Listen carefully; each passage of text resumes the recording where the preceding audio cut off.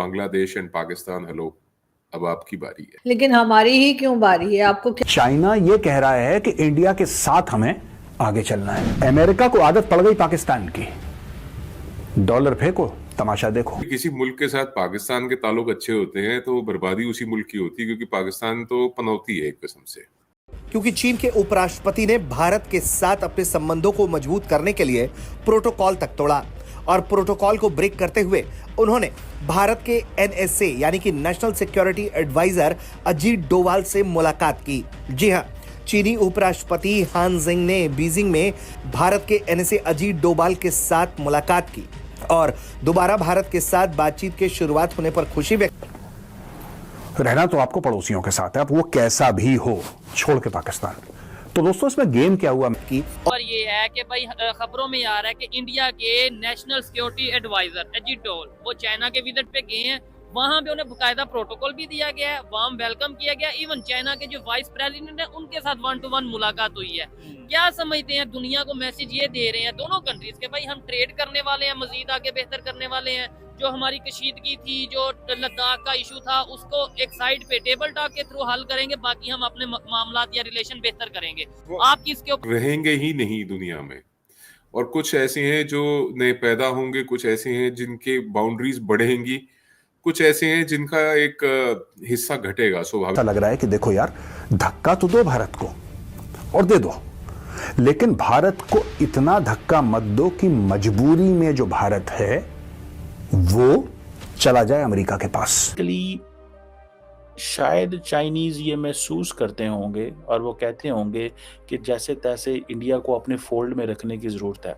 लेकिन इंडिया अगर Chinese fold में या चाइना के साथ जो एक नॉर्मलाइजेशन की तरफ जाएगा, वो इसलिए नहीं जाएगा कि चाइना चाहता है, वो इसलिए जाएगा बिकॉज इंडियंस की ये प्रिंसिपल पोजीशन है कि हमें किसी के साथ भी डिसंगेज नहीं रहना। और आगे जिस तरह से सहमति दोनों देशों के सर्वोच्च नेताओं के बीच बनी है, उस पर लागू करने को लेकर बातचीत की है। ये मुलाकात ऐसे वक्त में हुई है जब डेमचोक और देप्सांग जैसे इलाकों से डिसंगेजमेंट किया है और अब कई इलाकों में साझा पेट्रोलिंग कर रहे हैं। नमस्कार दोस्तों, चीन और भारत के संबंधों में एक नया फिर से एक मोड़ आया है। चीन अब चाहता है कि भारत के साथ उसके संबंध अच्छे हों और चीन इस बात को भी समझता है कि पाकिस्तान और भारत को एक साथ नहीं रख सकता। अगर वो पाकिस्तान के साथ संबंध अच्छे बनाएगा तो उसे मिलेगा तो कुछ नहीं, लेकिन हाँ, उसके संबंध भारत के साथ खराब हो जाएंगे। और यही वजह है कि चीन ने अब भारत को चुन लिया है और पाकिस्तान और बांग्लादेश को लात मार दी है। पाकिस्तान बांग्लादेश को बहुत उम्मीद थी कि चीन से बहुत मदद मिलेगी और वो काउंटर कर पाएंगे भारत को,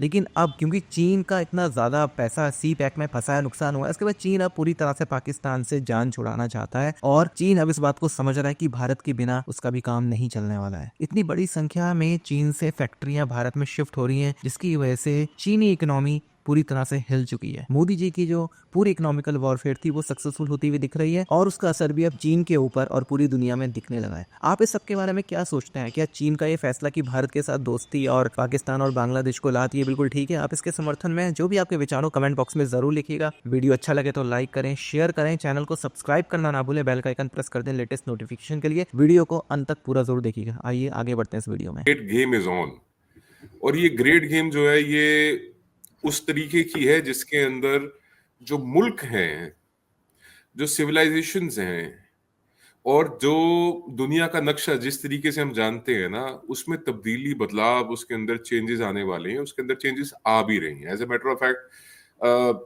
मैं कश्मीर लिटरेचर फेस्टिवल के लिए श्रीनगर गया हुआ था, तो वहां पे एक इंटरव्यू मेरा आदि ने रिकॉर्ड किया था, आदि अचिंत ने, डेफ टॉक्स। तो अभी मेरे ख्याल उन्होंने रिलीज नहीं किया और शायद कर देंगे जल्दी। तब भी मैंने कहा था, and it was just before Syria fail, मैं कहा था कि कई चीजें ऐसी हैं जो एज ए एनालिस्ट आप बोल देते हैं और आप क्योंकि चीजों को ऑब्जर्व कर रहे होते हैं तो आपका एक कंक्लूजन निकलता है कि ये होने जा रहा है, और वो चीजें जब वास्तव में हकीकत में होती हैं, दर हकीकत, तो it only authenticates, it only affirms and assures कि जो चीजें आपने कही हैं वो होती हैं, वो हो जाती हैं। उसी लिहाज से मैंने कहा था कि the global boundaries will be redrawn. देखिए, रशिया यूक्रेन जब से इग्नाइट हुआ है तब से एक न्यू ग्लोबल वर्ल्ड ऑर्डर की तरफ दुनिया बढ़ रही है। उस न्यू ग्लोबल वर्ल्ड ऑर्डर के अंदर कुछ मुल्क हो सकता है कि they will cease to exist. कुछ मुल्क ऐसे हैं कि जो रहेंगे ही नहीं दुनिया में, और कुछ ऐसे हैं जो नए पैदा होंगे, कुछ ऐसे हैं जिनके बाउंड्रीज बढ़ेंगी, कुछ ऐसे हैं जिनका एक हिस्सा घटेगा। स्वाभाविक बात है, हिस्सा किसी का बढ़ेगा तो किसी का तो घटेगा, कुछ खत्म भी होंगे। तो ये उसी नाते से मैंने कहा था कि the great game is on, and Bangladesh and Pakistan, hello, अब आपकी बारी है। लेकिन हमारी ही क्यों बारी है? आपको क्या लग रहा है कि जब से बांग्लादेश में नई गवर्नमेंट आई है या पहली गवर्नमेंट गई है, केयरटेकर गवर्नमेंट आई है, तब से पाकिस्तान के उससे टर्म्स जो है वो नजदीकी होते हुए दिखाई दे रहे हैं? क्या लगता है आपको कि कुछ बेहतरी आएगी? वो सबसे बड़ा बर्बादी का संकेत है।